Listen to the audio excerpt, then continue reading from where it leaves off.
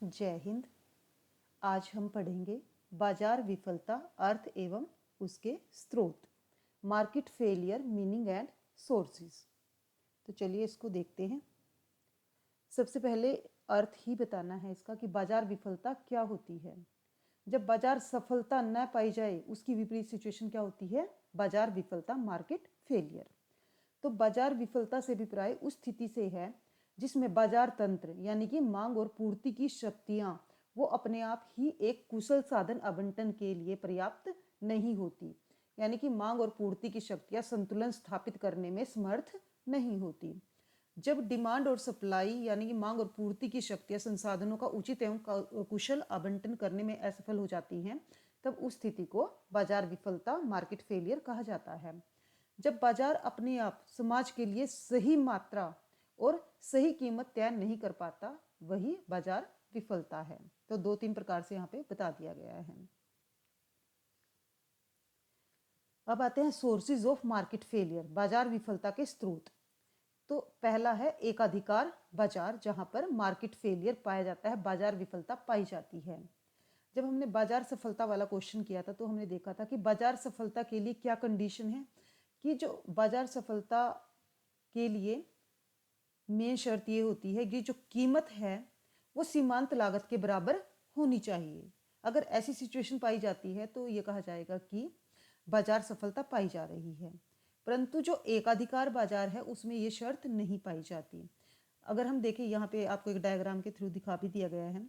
इसमें क्या होता है, जैसे AR वक्र ऊपर है, MR वक्र नीचे है।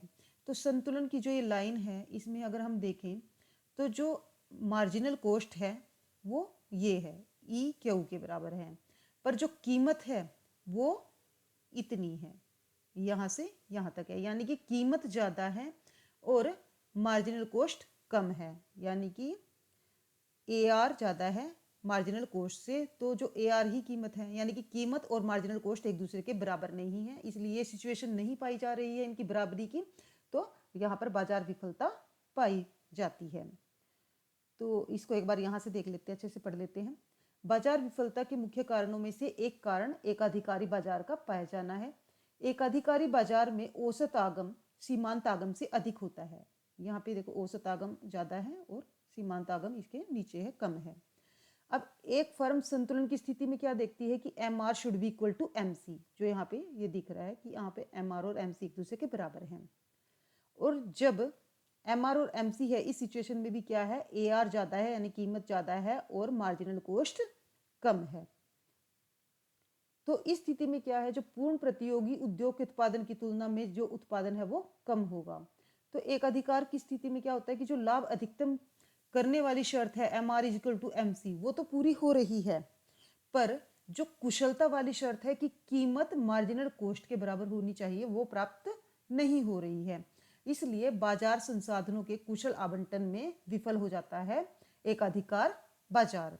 यानी कि एकाधिकार की स्थिति में संतुलन वाली शर्त तो पूरी हो गई, MR इक्वल टू MC, पर price is equal to MC यानी कि AR is equal to MC वाली शर्त पूरी नहीं हो रही है। तो इसलिए कहा जा सकता है कि एकाधिकार बाजार में क्या पाया जाता है, बाजार विफलता। अब दूसरा जो इसका सोर्स है वो है अतिरिक्त क्षमता, एक्सेस कैपेसिटी।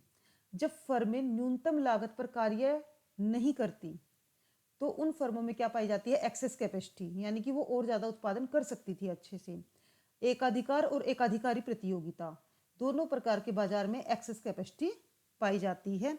दोनों प्रकार के बाजार में फर्में क्या करती हैं, वो जो औसत लागत वक्र है उसके घटते हुए भाग पे उत्पादन करती हैं, न कि उसके न्यूनतम बिंदु पर।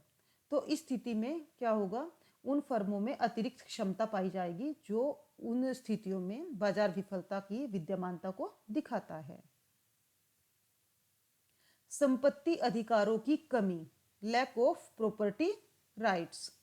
जब संपत्ति के अधिकार अकेले रूप में किसी एक निजी व्यक्ति का अधिकार ना हो, बल्कि संपत्ति का प्रयोग हर व्यक्ति कर सकता है, तो इस स्थिति में भी बाजार विफलता पाई जाती है। क्योंकि जब सब व्यक्ति उस संपत्ति का प्रयोग करते हैं तो उसका वो अत्यधिक शोषण करते हैं। सार्वजनिक वस्तुएं, पब्लिक गुड्स, जब किसी वस्तु के प्रयोग से मिलने वाले लाभ के लिए जो पेमेंट कर रहे हैं और जो पेमेंट नहीं कर रहे हैं सभी उसका प्रयोग करते हैं। ये नहीं है कि जिन्होंने पेमेंट नहीं की उनको अलग कर दिया जाए। तो इस तरह से जब किसी वस्तु का प्रयोग से मिलने वाले लाभ के लिए गैर अदायगी करने वाले को अलग करना संभव ना हो तब भी मार्केट फेलियर पाया जाता है। ऐसा किस किस केस में होता है? जब सड़कों, पुलों, कानून व्यवस्था आदि सार्वजनिक पदार्थों के मामले में ऐसा देखा जाता है। इनका यूज सभी करते हैं, चाहे वे इसके लिए कुछ पेमेंट कर रहे हैं अथवा नहीं कर रहे हैं। तो इस प्रकार से सार्वजनिक वस्तुओं के केस में भी मार्केट फेलियर पाया जाता है। बाहरी प्रभाव, एक्सटर्नैलिटीज। जब किसी एक एजेंट की आर्थिक क्रिया अन्य व्यक्तियों को प्रभावित करती है पर ऐसे प्रभाव की ओर कोई ध्यान नहीं दिया जाता तो इसे बाहरी प्रभाव, एक्सटर्नैलिटी कहा जाता है। यह उत्पादन में भी हो सकती है और उपभोग में भी हो सकती है। इस पे हमारा एक डिटेल्ड क्वेश्चन बनेगा बेटे, वो अपकमिंग वीडियो में हम बनाएंगे। तो इसका एक पूरा आपका बड़ा क्वेश्चन बन जाता है, वहीं पे इसको डिटेल में देखेंगे। छठा है अपूर्ण जानकारी, इम्परफेक्ट इंफॉर्मेशन। जब सूचना पूरी तरह से उपलब्ध नहीं हो या सूचना सही नहीं हो, इसको बाजार में पूरी तरह से फैलाया नहीं गया हो, तब भी मार्केट फेलियर पाया जाता है। विभिन्न परिवर्तनों एवं इनके परिणामों संबंधी सूचना हो सकता है कि सभी आर्थिक एजेंटों की सीमित संख्या की जानकारी में हो। असीमित सूचना अर्थात असंतुलित सूचना भी मार्केट फेलियर का एक कारण होता है। अपसारण, डाइवर्जेंस। तो हमने पहले भी पढ़ा है कि बाजार सफलता कब पाई जाती है? जब कीमत सीमांत लागत के बराबर होती है। पर जब एकाधिकारी शक्ति के कारण फर्म इन दोनों को अलग अलग करने में सक्षम हो जाते हैं, कीमत को उसकी सीमांत लागत से डाइवर्ज करने में वो सक्षम हो जाते हैं, सफल हो जाते हैं, तो उस स्थिति में क्या है? मार्केट फेलियर पाया जाएगा। बाजार का अभाव, अब्सेंस ऑफ मार्केट। बाजार का अभाव भी बाजार विफलता का एक कारण है।